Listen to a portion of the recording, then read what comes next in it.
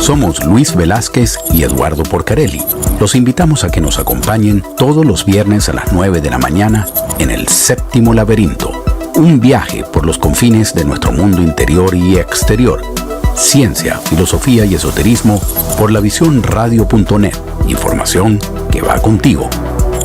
El Séptimo Laberinto. Bueno, en el día de hoy tenemos un programa muy interesante. Ya les voy a presentar a nuestro invitado y el programa. Pero antes les recuerdo que nuestro número de teléfono es el 678-477-3036. Se pueden comunicar con nosotros a través de las distintas redes sociales, el Facebook, Twitter, Instagram, toda aquella red social que usted le pase por la cabeza, allí se puede conectar con nosotros. Estamos saliendo en vivo en el canal de YouTube de La Visión TV y en diferido en ese mismo canal y en el canal del Séptimo Laberinto. Hoy tenemos como invitado a Víctor Cabezas Albán. Víctor Cabezas Albán es abogado, máster en Derecho del Trabajo en la Universidad del Externado de Colombia, también máster en Derecho en la Universidad de los Andes y es doctorando o tiene ya un doctorado en la Universidad de Pensilvania, donde hace trabajo de investigación en la Wharton School. Y el día de hoy vamos a conversar con él con un libro súper interesante que se llama Leyes y Leyendas, 7 juicios que cambiaron la historia. Este es un libro de editorial Planeta. Lo pueden conseguir en todos los Estados Unidos a través de Busca Libre en su edición física o lo pueden bajar en Kindle, lo que desafortunadamente tuvimos que hacer Luis y yo, que bajarlo en Kindle, pues me hubiera gustado tenerlo en físico. Sí, pero dado la premura de la entrevista, bueno, lo importante es el contenido y lo que he leído hasta ahora no lo he terminado. Es apasionante, es hacer la historia de 7 juicios importantes en la historia de la humanidad que le dan algún sentido, evolución al derecho de una manera amena y didáctica. Bueno, bienvenido Víctor, un placer conversar contigo en el día de hoy. Hola estimado Eduardo, qué gusto estar contigo, con tu audiencia. Gracias por la entrevista, por la presentación y muy feliz de conversar contigo esta mañana. Igualmente, Víctor, un placer.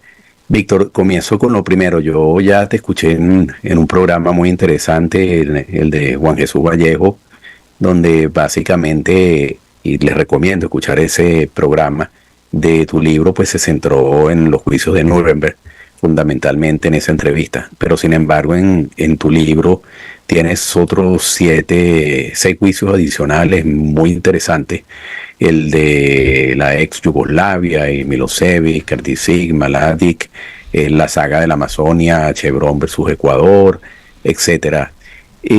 Más que ir al detalle de cada uno de estos casos, yo quisiera que nos conversara sobre la generalidad, porque también queremos conversar sobre el futuro del derecho, ¿no? En primer lugar, estos juicios que tú tomas en tu libro, ¿en qué aspectos particulares hicieron evolucionar el derecho? En el caso de los de Nuremberg, tú señalabas en el mismo libro y en tus entrevistas unos aspectos muy particulares, pero también quisiera que nos comentaras integralmente de los otros juicios que tú refieres en el libro, en qué aspectos fundamentales hicieron evolucionar el derecho, porque más adelante que queremos conversar contigo sobre el futuro del derecho, el papel de las tecnologías, el papel de a veces que uno siente que prelan entre los estados los intereses por encima de los principios y la justicia es muy maleable. Vamos a hablar de todas esas cosas, pero comencemos con lo primero, Víctor. Súper. No, otra vez gracias, Eduardo, por la entrevista. Mira, los 7 juicios que están recopilados en el libro. Primero, digamos, para tu audiencia un poquito, el contexto es, por favor. Yo soy abogado y soy también periodista y por mucho tiempo, Eduardo, me di cuenta que en los juicios había una gran materia prima narrativa, es decir, atrás de sus expedientes había grandes historias que conmovían, pero también historias que enseñaban cosas, que estimulaban, digamos, había buen drama atrás de los juicios.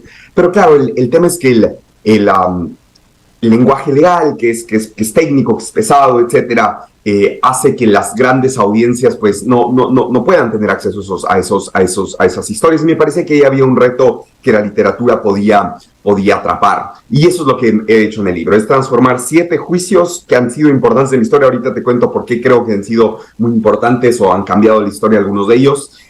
Los he transformado en crónicas narrativas, es decir, pues en textos que yo al menos aspiro que se puedan leer de forma rápida, de forma chévere, entretenida, que digamos no sea una cosa pesada, sino más bien algo muy dinámico. Bien, sobre los 7 juicios, te hago una confidencia. Los 7 juicios que están retratados en el libro, alguien podría decir, no han cambiado la historia. Y me decía otra persona en una entrevista, me dice, oye, si tú dices que los juicios de Nuremberg cambiaron porque a partir de eso, pues los estados ya no pueden tener una soberanía absoluta a tal punto que puedan matar a su propia gente.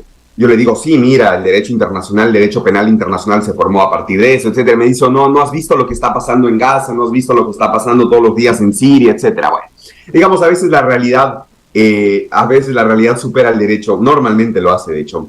Pero digamos, lo que sí tienen en común los 7 juicios, mi estimado Eduardo, es que plantearon nuevas preguntas que la humanidad no se había planteado institucionalmente, digamos, y plantearon respuestas que no había hasta ese momento. Entonces, mira los juicios de Nuremberg, fin de la Guerra Mundial, año 45. ¿Cuál era, digamos, el estándar de mentalidad institucional de los estados en esa época? Es que el Estado era un monstruo que podía hacer cualquier cosa porque era soberano. Entonces yo me volvía dictador de cualquier país y decía, mira, los hombres churones mestizos, no me parece que son unas personas indeseables, y los expulso. Tienen que irse del país en 5 días o si no, los mato. ¿Podía hacer eso yo? Legalmente sí lo podía hacer, Eduardo. Yo era un soberano, era un país independiente, y hay de tú, Eduardo, que estás en Estados Unidos y eres presidente de Estados Unidos y me decías algo porque era mi soberanía, y Colombia que no se meta, y Ecuador no se mete, y Venezuela no se meta, yo soy soberano, yo puedo hacer lo que yo quiera. Es básicamente lo que hizo la Alemania nazi. Es decir, el discurso de la soberanía era una forma de justificar la barbarie, ¿ya?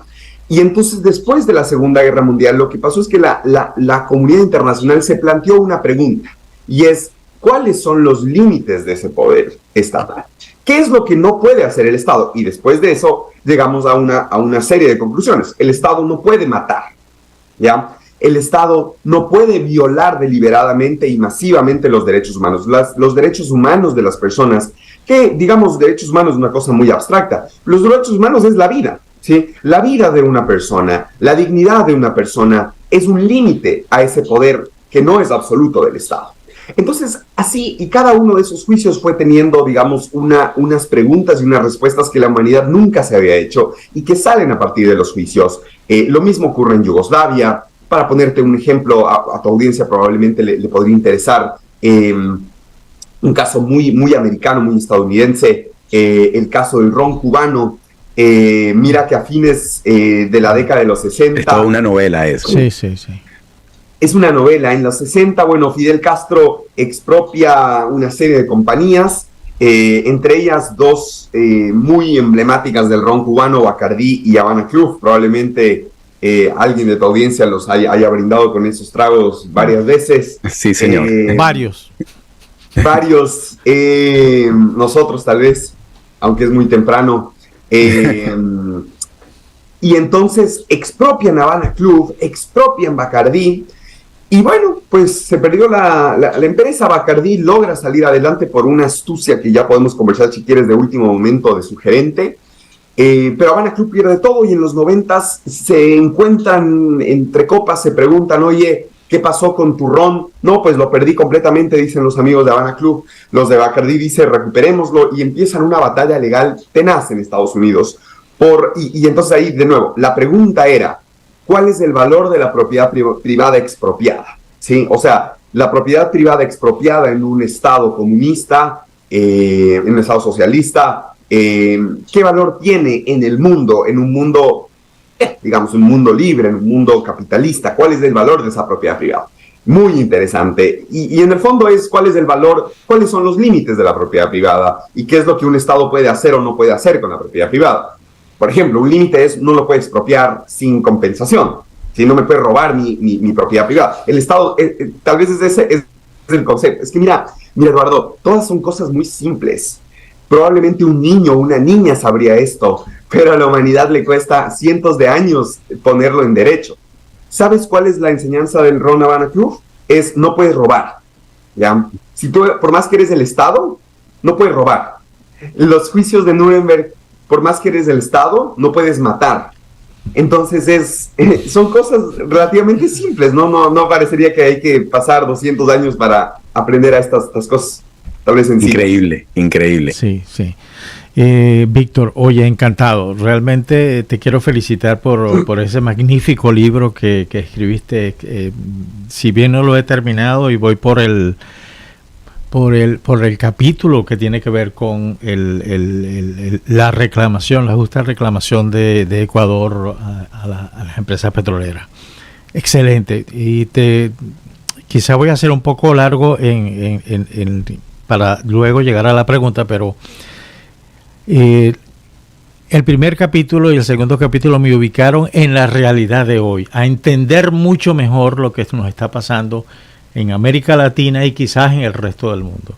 Me impactó eso de esos juicios que son una especie de show. Creo que tú lo llamas así, juicios show, que se descubrieron o que se armaron durante el Tercer Reich. Es decir, la disculpa para matar, discriminar, torturar.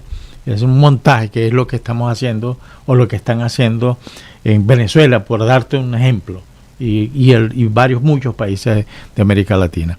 Sin embargo, yo soy un diplomático de carrera, un embajador de carrera en situación de retiro, y siempre tuve la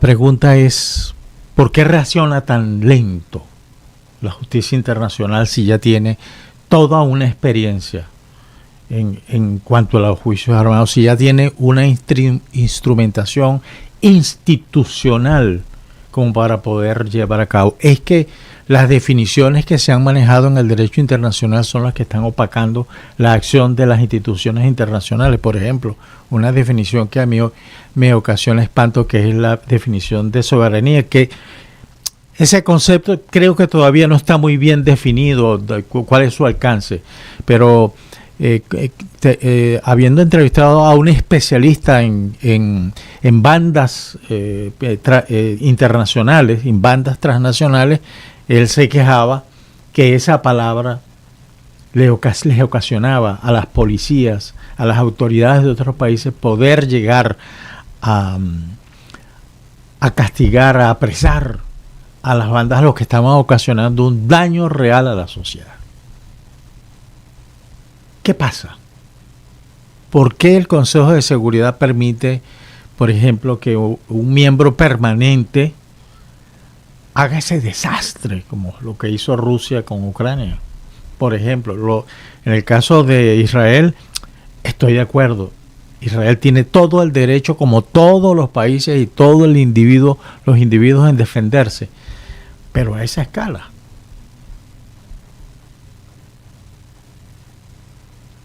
Sí, digamos, es para mí, primero, muchas gracias por tu pregunta, además tan precisa. Es una honesta frustración, te cuento, que yo tengo con el libro, porque puede ser, y te lo confieso, que el título sea demasiado ambicioso hasta cierto sentido, de 7 juicios que han cambiado la historia. Yo sí creo que son 7 juicios que cambiaron la historia, son 7 juicios trascendentales para el mundo, que han presentado preguntas y respuestas que antes no había, o que las han cambiado, pero sigue pasando todos los días, ¿ya? Ese es el tema. Entonces mira, en el caso Rusia-Ucrania, eh, hay dos formas de acercarnos a, digamos, a las relaciones internacionales entre los países, ¿no es cierto? Entonces hay una forma mucho más idealista, que quizás es la que sigue el derecho, ¿sí? O sea, la que están en los juicios, que es una visión mucho más liberal, idealista, que dice, mira, los estados son, en el fondo los estados están controlados por personas racionales, ¿cierto? Entonces, tenemos que asumir o tener la esperanza al menos de que, no sé, Rusia está manejada por un tipo racional que puede sentarse y negociar con, no sé, Ucrania, que está otro tipo racional, y Alemania otro tipo racional, e Inglaterra y Estados Unidos. Entonces, esa perspectiva liberal, ¿no es cierto? Dice, oye, confiemos en la racionalidad humana y confiemos en que al final, oye, mira, Rusia le vende gas a Europa y necesita plata, y Europa necesita gas, entonces igual van a tener que negociar porque tienen esos conflictos, o sea, porque tienen esas necesidades mutuas. Eso dicen los liberales y es un poco lo que sigue el derecho. Pero los realistas, en cambio, dicen, y siempre han dicho, los estados son unos entes irracionales que se guían por sus intereses, ¿ya? Entonces, si es que mañana el interés de Rusia es invadir 3 provincias de Ucrania, lo va a hacer, porque no es racional, se guía por sus intereses. Entonces, señores de los estados tienen que armarse hasta los dientes y tienen que estar siempre listos para la guerra, porque ese es el sentido histórico de la formación de las naciones, es las guerras, son los conflictos bélicos. Bueno, entonces, respondiendo un poquito a tu pregunta, que es una pregunta muy, muy compleja, yo creo que es la muestra de que el mundo es un swing entre ambas perspectivas. A veces funciona el liberalismo y a veces los juicios para ciertos estados sí tienen unos efectos importantísimos. Para otros estados, en mi juicio, y esto es algo muy político mío, otros estados totalitarios, otros estados irresponsables, otros estados hasta, digamos, honestamente muy poco desarrollados como Rusia, opinión política mía, no funcionan estas cosas. Sí, son estados que viven en otra época y que son más del realismo, son más de lo otro. Y digamos, para estos casos, sí vemos que el Consejo de Seguridad pues es un retrato de las potencias que ganaron la Segunda Guerra Mundial. Eso es algo que no va a cambiar. Es decir, esa relación de fuerzas pues se va a quedar así, salvo que algo extraordinario pase, que ninguno de los 5 va a querer nunca soltar el poder. ¿Por qué lo haría? Y para que entre alguien más a ese consejo, pueda, digamos, de alguna forma, pues reformarse, van a necesitar sus votos y eso no va a pasar. Pero sí, de acuerdo, un poco, yo creo que el tema es muy complejo y muestra que hay esta ambivalencia y que el mundo tiene de todo, tiene de los que es como en la vida, ¿ya? Si es que tú ves en la vida, hay gente que obedece la ley, que va a los juicios y hace caso a lo que dice el juez, que se guía por la institución, y hay gente que no lo hace y que un poco le gusta la mano dura y que solo reacciona con la fuerza. Sí, es un poco también yo creo que la imagen o el reflejo de lo que vemos en la vida diaria. Víctor, por supuesto que uno lee el título de tu libro y queda muy claro juicios que cambiaron la historia, porque son juicios que involucran a muchos países. También uno pudiera tener una aproximación de juicios que cambiaron la historia de un país en particular. Por eso yo veo tu libro y yo le he debido poner, o le han debido poner tomo 1, porque yo sé que es necesario que venga el 2, el 3 y el 4 definitivamente para otro juicio, y me imagino la dificultad que tú tuviste en escoger 7 juicios. Ahora, visto eso, y ya que mencionan esta pugna entre liberalismo y realismo, o entre idealismo y realismo, yo he encontrado estudios que establecen una relación directa entre disminución de los conflictos entre países que tienen sistemas democráticos, es decir, la posibilidad de conflictos interestatales entre países que tienen la democracia y economías liberales o economías de mercado es mucho menor que entre países que no tienen estos regímenes en lo político y en lo económico, pero sin embargo preocupa que en muchos estudios uno ha visto un retroceso importante de la democracia en los últimos años. Entonces te hago la pregunta concreta: ¿tú crees que estos retrocesos en la democracia a nivel internacional van a ser una fuente de conflictos para que esto se complique mucho más y para que todos estos juicios que cambiaron la historia positivamente, porque yo creo que lo hicieron positivamente, veamos un retroceso en los próximos años, o estos avances que tú documentas crees que llegaron y se van a quedar allí para siempre. Buena pregunta. Wow, es casi una... A ver, mira, y esto es absolutamente mi opinión, digamos, no es algo documentado, es mi opinión. Mi opinión es que la democracia liberal es el mejor sistema que conocemos para manejar un Estado.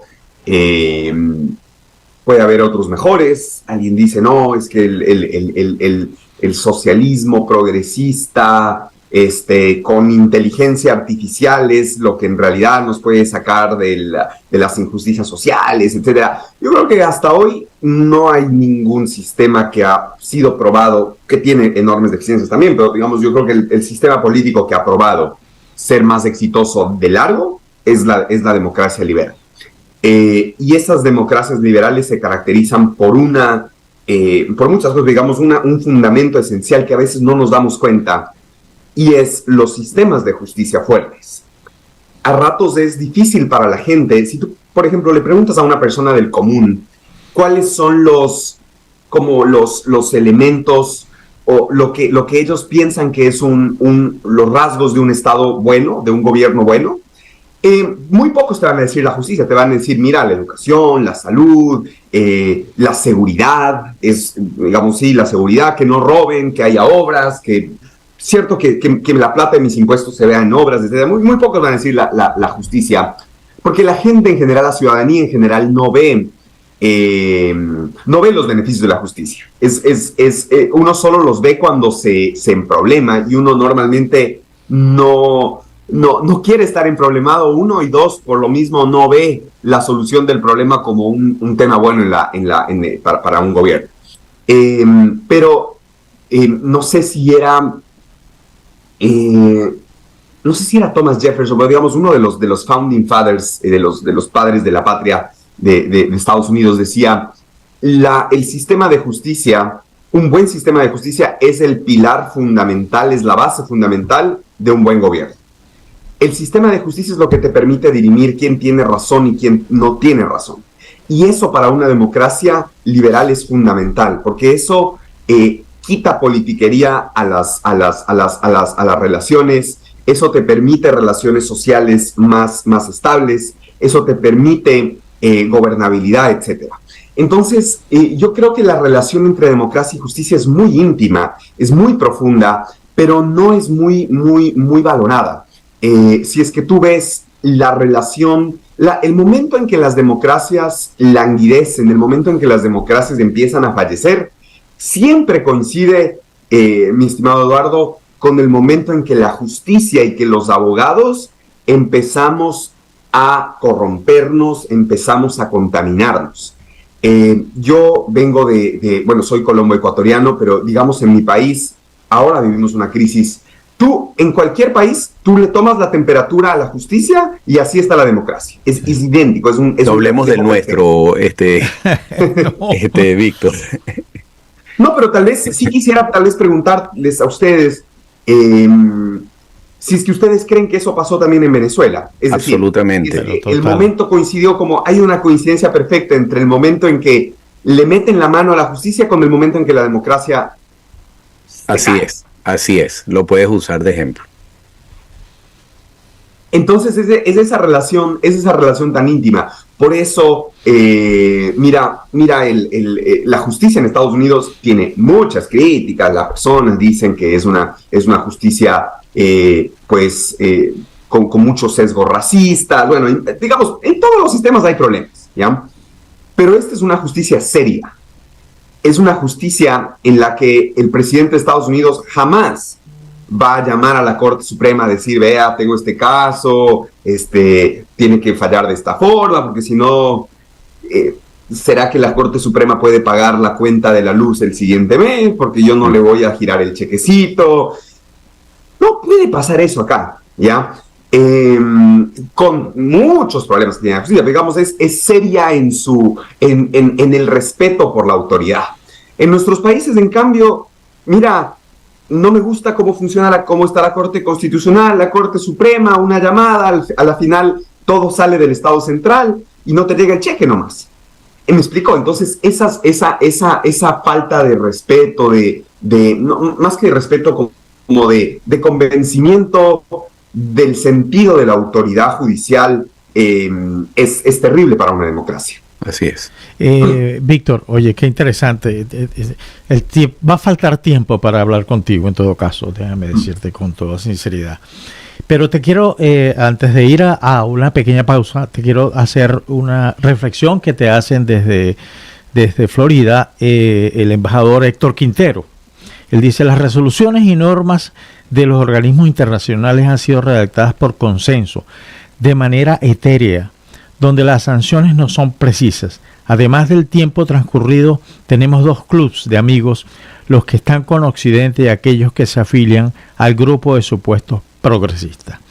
Las sanciones deben ser en consenso y ello no poner sanciones reales aplicables. Tenemos el caso de las sanciones económicas, las políticas, pero parece que no hay interés en sancionar a los infractores. Entonces, ¿la democracia sería el mejor sistema? Ello hemos creído y no hemos buscado una alternativa diferente. Sí, buenísimo. De acuerdo, es una pregunta difícil, muy, muy difícil. Churchill decía que la democracia liberal es el peor de los sistemas. Es el peor, salvo todos los que conocemos. Si puede haber algo mejor, pues yo no estoy seguro. En el tema de las sanciones, mira que es tan difícil, ¿no? Porque de un lado tú dices, debería de pronto Naciones Unidas ser más fuerte en sus sanciones contra estados pues totalitarios, pero al final quien acaba pagando las sanciones no son los dictadores, los poderosos, lo acaba pagando el pueblo, ¿no? O sea, cuando tú pones sanciones económicas, pones restricciones bancarias al sistema financiero, etcétera, no, eso no hace que nuestros amigos pues no cenen con caviar y con champaña en el palacio de gobierno y no armen sus pachangas. No, lo que hace es que la gente se le complique más la vida, porque siempre es, digamos, la base es la que sufre.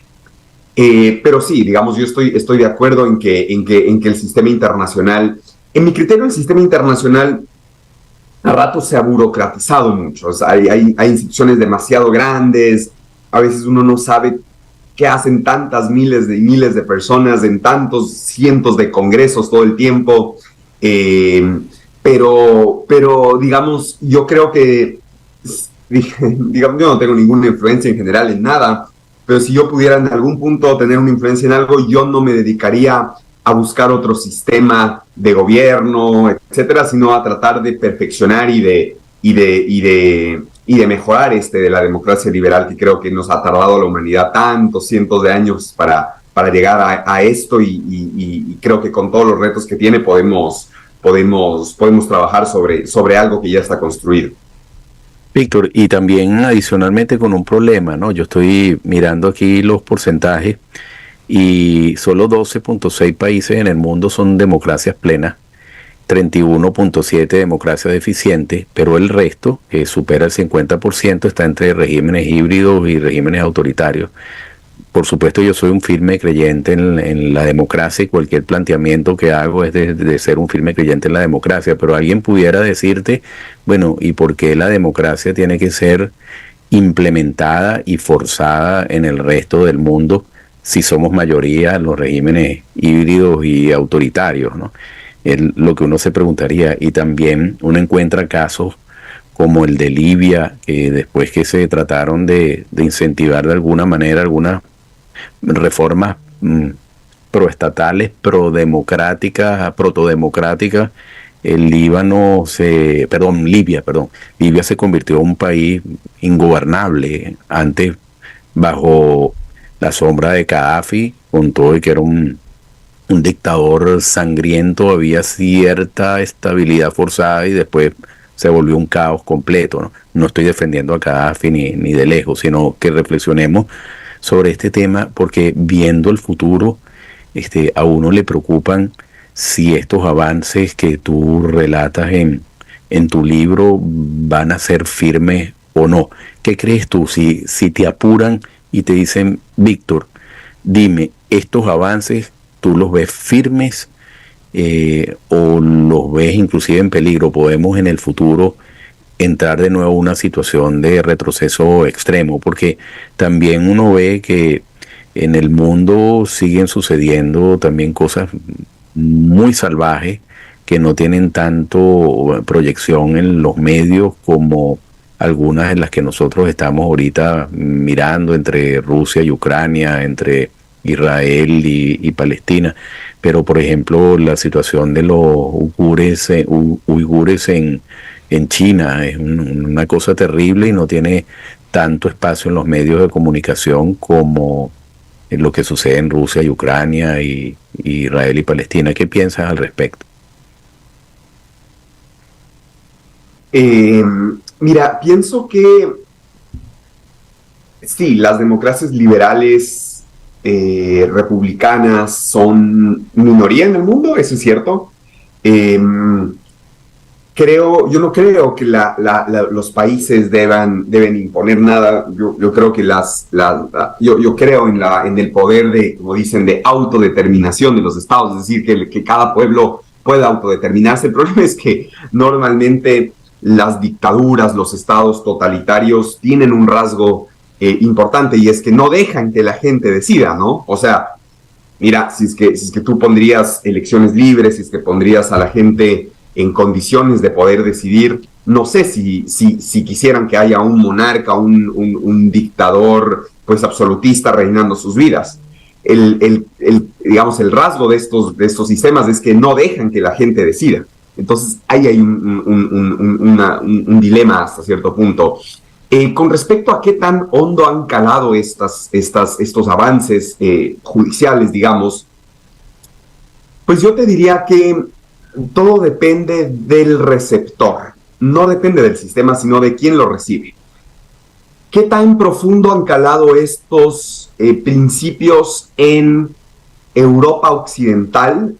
Yo te diría muy profundo. O sea, mira, nadie sabe, pero digamos, yo creo que estos principios en un país como Alemania, después de la Segunda Guerra Mundial, después del Holocausto, han calado profundísimo. ¿Qué tan profundo han calado en Gran Bretaña, en Francia? Profundísimo. En España, después del franquismo, yo creo que igual, profundísimo. ¿Qué tan profundo han calado en China? Nada, cero, a la izquierda. ¿Qué tan profundo han calado en Rusia? Cero a la izquierda. ¿Qué tan profundo han calado en América Latina? Yo creo que en América Latina estamos más, es un vaivén, obviamente, por países, pero yo creo que en el conjunto como del ideario de América Latina, yo creo que no han calado tan profundo, pero se han instaurado de cierta forma. Es decir, pero hay unas de cal y otras de arena. Es decir, en América Latina todavía es como algo maleable. Pero al menos yo creo que en nuestra región hay el principio de que eso es lo correcto, aunque no se lo aplique. Nicaragua, Venezuela, etcétera. Entonces yo creo que depende mucho del receptor. Y creo que hasta cierto punto, mi estimado Eduardo, y esto es algo un poco romántico, pero hay una responsabilidad en muchos actores de que esto cale en la sociedad. El libro tiene una pretensión, admito que es una pretensión mía, y es que la gente pueda empezar a entender estos temas que son muy alejados, ¿ya? Y entonces, si es que son tan alejados, eso hace que para la gente no signifique nada, ¿ya? Una serie de juicios difíciles, aburridos, no, la gente no los entiende, no le importan. ¿ya? Y si no le importan, pues no lo valoran. Y entonces en ese sentido se hace muy complicado que calen hondo. Una de las razones por las que yo creo que en Alemania ha calado tan hondo es porque Alemania hizo un proceso de curación cultural, casi de catarsis, digamos, de expiación de sus propios seres durante 60 años, y ahora han podido, digamos, yo creo que tener una conciencia pues distinta. Entonces es una serie de equilibrios difíciles, pero lo que yo te diría es, depende del receptor y también depende de los ciudadanos, no de la calidad, pero digamos del nivel de educación, de cultura de los ciudadanos. Depende mucho de que estas cosas calen en una sociedad, yo creo. Y pudiéramos resumirlo en que ha contribuido a fortalecer la reserva de conciencia de la humanidad. De acuerdo. Sí, hay una, es decir, me recordó lo que estabas respondiendo, Víctor. Me acordé de los Rohingya, la secta maldita en Myanmar, ¿no? Que está sumamente castigada, y tú ves que las reacciones multilaterales, las relaciones mundiales frente a lo que ha sucedido con los Rohingya ha sido como más bien, bueno, eso no es problema nuestro, que ellos allá resuelvan desde el punto de vista religioso, desde el punto de vista político y todo eso. Ahora, hay dos cosas. Mira, en tu libro vi con horror todo lo que expusiste en cuanto a los juicios de Nuremberg, pero expusiste algo que me causó mucho más que cualquier otro, que fue el tema humano, que es grave, el tema de lo que sentían esos que ordenaban y ejecutaban a los demás, y que cuando el psicólogo, los psiquiatras, los expertos examinaron, encontraron que los tipos ya venían mal armados, por utilizar ese término, ¿no? Venían desde su nacimiento ya dañados. Y ¿qué pasa con eso? Y también porque yo la última parte de la guerra de los Balcanes la viví. Yo estuve en Bulgaria durante 5 años y estuve cuando las fuerzas de la OTAN bombardearon Belgrado para que Milosevic saliera y se entregara. Yo estaba precisamente en los Balcanes, estaba en Kosovo sacando unos venezolanos que estaban ahí y no podían salir. Yo salí con ellos. Espectacular. Caminando. Wow. Sí, es una situación terrible. Pero, es decir, estos avances a mí me parecen que son geniales, que sentaron una base, pero hay que seguir avanzando. Pero, ¿qué pasa con lo otro que tiene que ver con lo que lleva a un ser humano a cometer ese horror? Porque lo que se cometió en los Balcanes, lo que se cometió en la guerra de la ex Yugoslavia fue algo que quizás supera lo que también pasó por la carnicería, por lo que estaba preconcebido con lo que pasó en la Segunda Guerra Mundial. Tocas el gran tema. Mira, después de la Segunda Guerra Mundial, Adolf Eichmann, que dicen, bueno, no fue tan así, pero digamos, él ha ganado el apelativo de haber sido el arquitecto casi de la solución final, o sea, de la matanza de la población judía. Eichmann es encontrado en Argentina trabajando en una fábrica de una empresa de automóviles, y la Mossad, una organización de inteligencia israelita, lo secuestra y lo lleva a Israel para que atienda un juicio, ¿sí? En una operación fantástica, muy cinematográfica.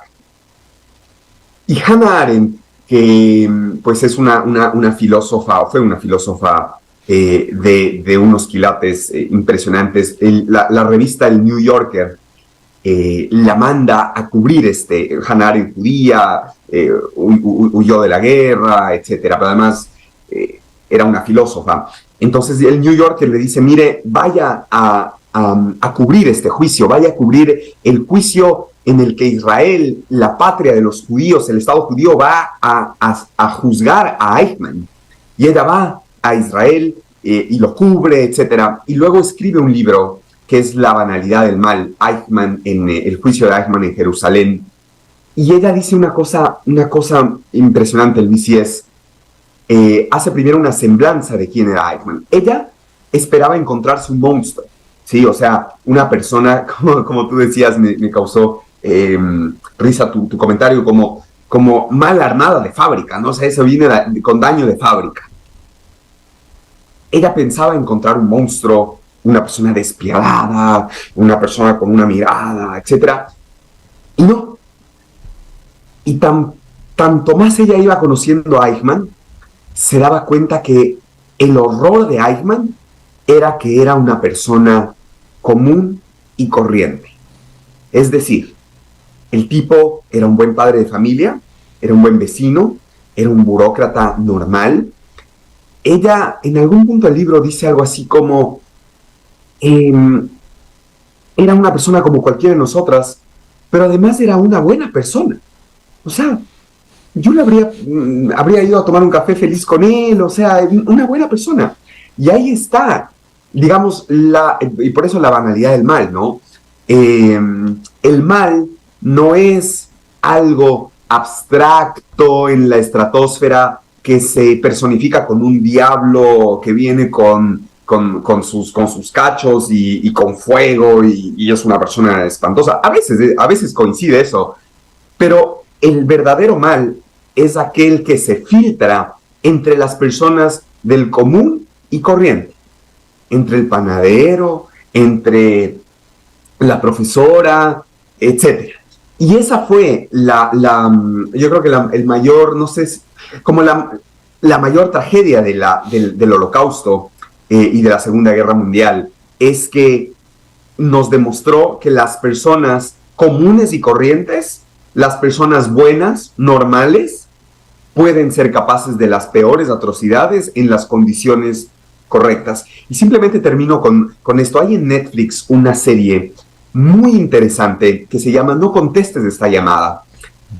Mira, en fines de los 90 en Estados Unidos, hasta el año, no sé si 2006, 2007, ocurría que en los restaurantes de fast food, McDonald's, no sé, Taco Bell, etcétera, de pueblos chiquitos, conservadores, del Midwest, también de Texas, etcétera, estaban ahí, las personas estaban en el restaurante y de repente el manager recibía una llamada y contestaba la llamada el manager y alguien en el otro lado se identificaba como un policía. Decía, señor, le hablo de la policía del condado de tal, nos han reportado un robo en su establecimiento.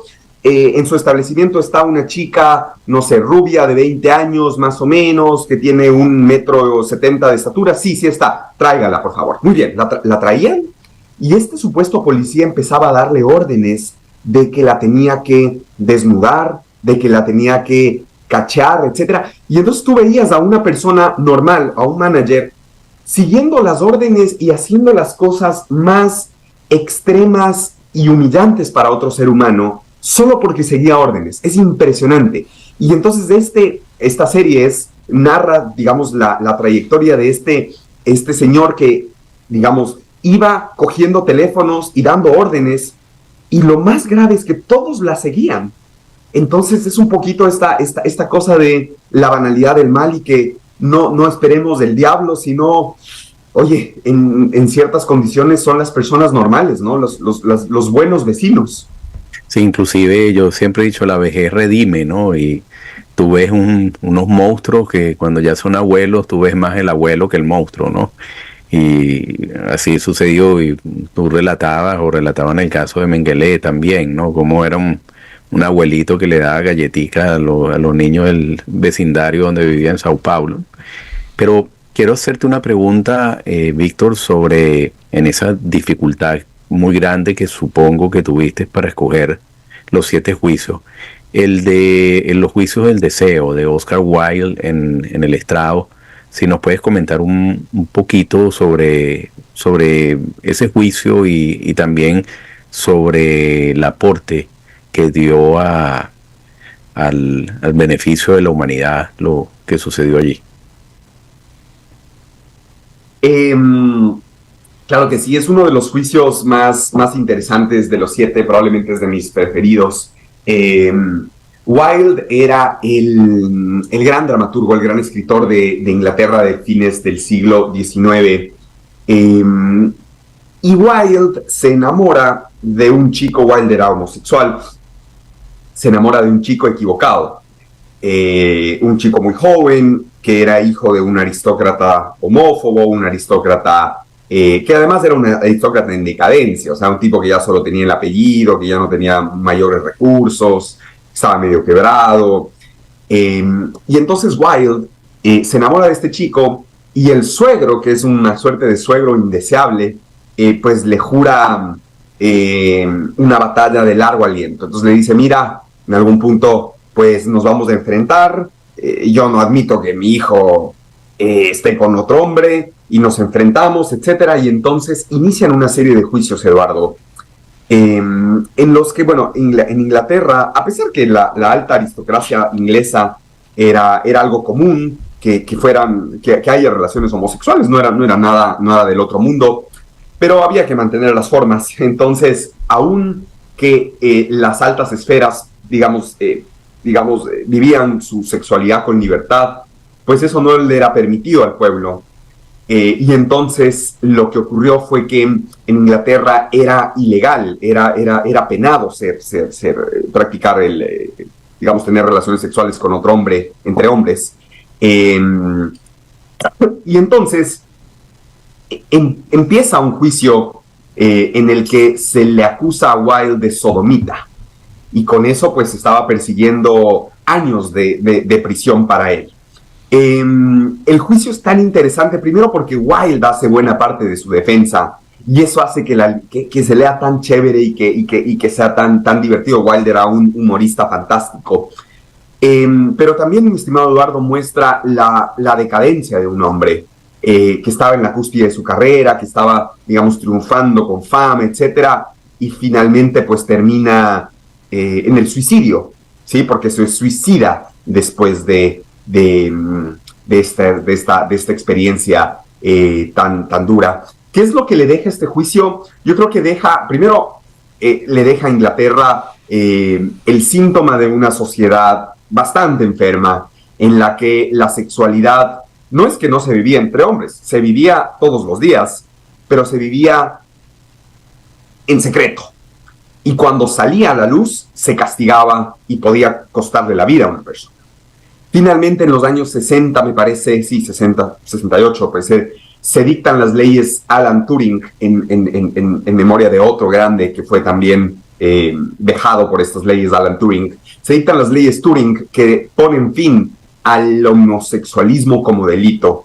Y eso fue un avance enorme para Reino Unido. No castigar los deseos de una persona, no meter preso a alguien por sus afectos, por sus deseos. Ese es el resumen y un poquito el valor probablemente del juicio. No, muy interesante, Víctor. Bueno, lamentablemente ya nos estamos acercando al final del programa, pero me muero de la curiosidad de saber cómo vas a continuar tu trabajo, porque bueno, ya sembraste ahí la semillita. Si piensas hacer algo enfocado en Latinoamérica, si piensas sacar un tomo 2 de este trabajo. Yo creo que ya quedaste ahí comprometido, ensartado, como decimos nosotros, con este trabajo tan interesante. Me encantaría. Mira que todo va a depender, es lo bueno y lo malo. Digamos, cuando tú entras a este mundo, hay una parte romántica que dice, bueno, escribiste el libro, y puedes seguir, el arte no tiene límites, etcétera. Y hay otra parte muy pragmática que la es realidad. ¿Cuánto vendiste? Exacto. Sí. ¿Le fue bien o le fue mal? Está por verse cómo le ha ido al libro. Estoy haciendo todos los esfuerzos y gracias a ustedes pues por abrirme este espacio, porque si de este espacio sale un lector, ya es un éxito. Es ganancia, así es. Sí, ¿no? Ya hicimos, etc. Van a salir muchos, te lo aseguro, porque el libro es fantástico. Pero yo no, Eduardo, yo no quiero sí, por favor, que Luis, se vaya adelante. sin hacerle un comentario. Yo con lo que tú estabas diciendo sobre el aspecto humano, la banalidad del mal, Me acordé de alguien bien interesante que se llamaba Diógenes de Sinope, que dijo: mientras más conozco a los hombres, más quiero a mi perro. Y yo me acordé de Ulpiano, del concepto de justicia de Ulpiano, que por supuesto a veces es el más completo, pero a veces es el más flexible, ¿no? Porque el concepto de Ulpiano es que es la justicia y es el esfuerzo sostenido de darle a cada quien lo que corresponde. Pero digo que también es cómodo porque ¿quién le da a cada quien lo que corresponde? Ese es el gran reto, ¿no?, de la justicia, el que tiene que impartirla. Bueno, Víctor, ha sido un enorme placer conversar contigo. Te felicito por tu trabajo y espero que lo continúes. Y bueno, aquí tienes una casa de amigos y bueno, hasta pronto. Hasta pronto. Mil gracias, Luis, Eduardo. Un abrazo para ustedes, para su audiencia. Gracias. Igual.